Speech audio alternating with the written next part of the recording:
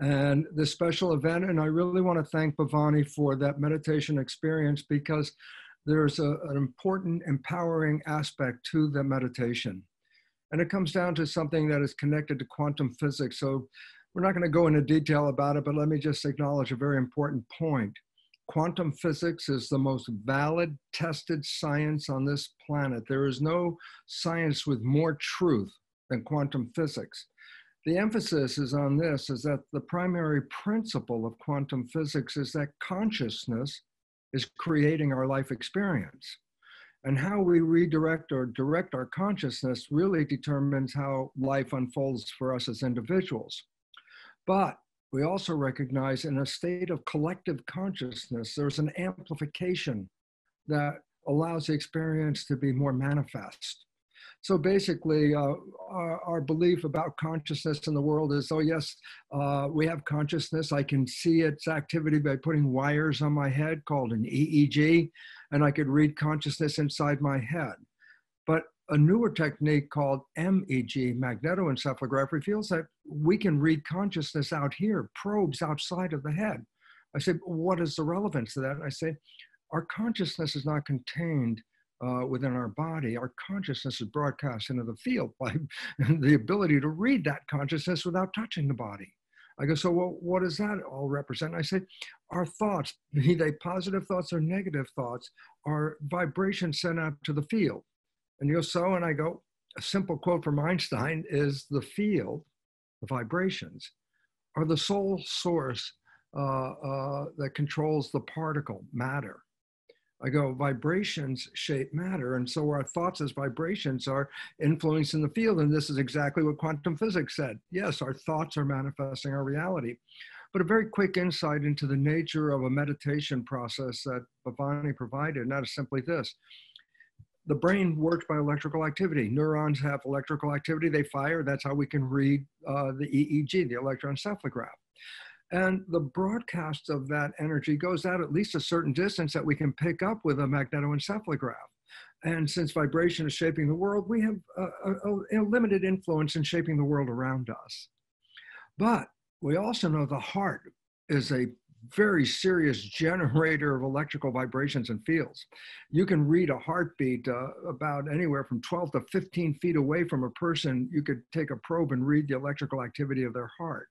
I say, so what's relevant? And the answer is this. We now recognize, especially through an organization called HeartMath, that if we put our consciousness coming through our heart, it amplifies the consciousness magnitude greater than what it is. And I say, why is it relevant? Because then our consciousness has more power in influencing the character of not just our lives, but those around us.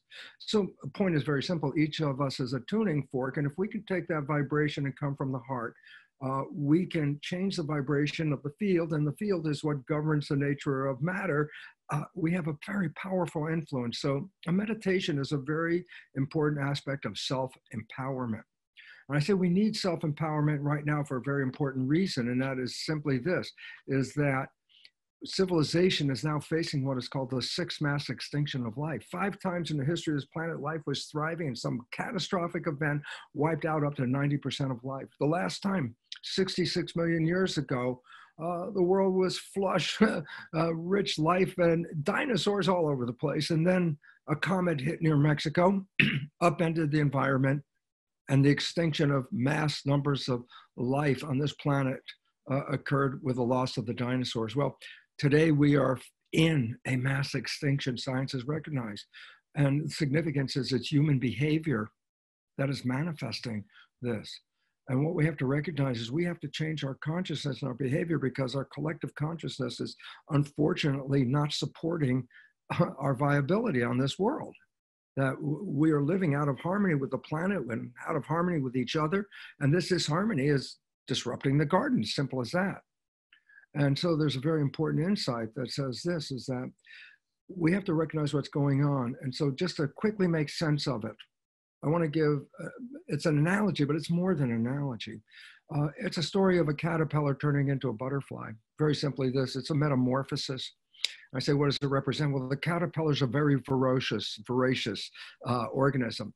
You put a caterpillar on a bush and come back a day or so later, all of the leaves are going to be eaten off of that bush. It goes on until it actually destroys its environment. And then it goes into something called a chrysalis or a pupa, where metamorphosis is occurring. I said, what's going on? I say, there's a breakdown of the caterpillar, while simultaneously there's a building up of a new organism called the butterfly. And so in the pupa or chrysalis, it's a period of chaos going on. Some stuff, caterpillar cells breaking down, butterfly cells being built.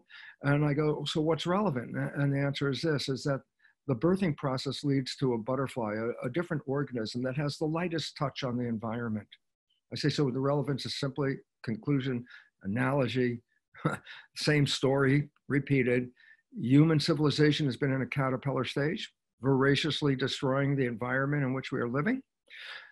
We realize now we're coming to an end. We're in that mass extinction. It's not 1,000 years from now. It's in many of your generations will see this process, which is occurring right now, a breakdown, and that we are actually not going to an end, but we're breaking down for a new beginning.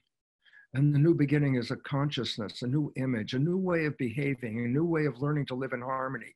We're going from a Darwinian view where there's a struggle, a competition for survival, and it's a very stressful world, to a new world of understanding, a new evolution that recognizes evolution isn't based on competition, it's based on cooperation, that we're creating a community. It's community that is representing evolution, that we're stop focusing on the part that's coming down. And it's time for us to put our energy into what we are building up. We're building a new civilization. You are here on this broadcast because you're already part of what are called the cultural creatives. You're part of those people that are saying, give me another answer to what's going on. And so in very brief terms, I hope, a summary is this: what's going on? You're seeing the chaos of a breakdown of a civilization that's not sustainable. That's why we're in extinction. And while that's coming down, you can either focus on the breakdown or you can start to focus on what's new and what we're building. Because if we redirect our attention in that way, then we will be supporting with our consciousness this building of a new civilization, not based on survival, based on thrival, based on thriving into the future. We're coming into a metamorphosis. And so when you look outside the window or get online, recognize that the chaos you see is actually really good, because it is the coming down of an old non-sustainable system while we're simultaneously, and why you're here, and that's why you're so important in this community, is each one of us is a tuning fork, broadcasting a vision of a future civilization based on harmony, peace, and love, on Uplift. And this is why we're here. So thank you for your attention on this, because if we can start to redirect our thinking and bring it from our heart, we will amplify the opportunity of creating a new civilization. Thank you for being here.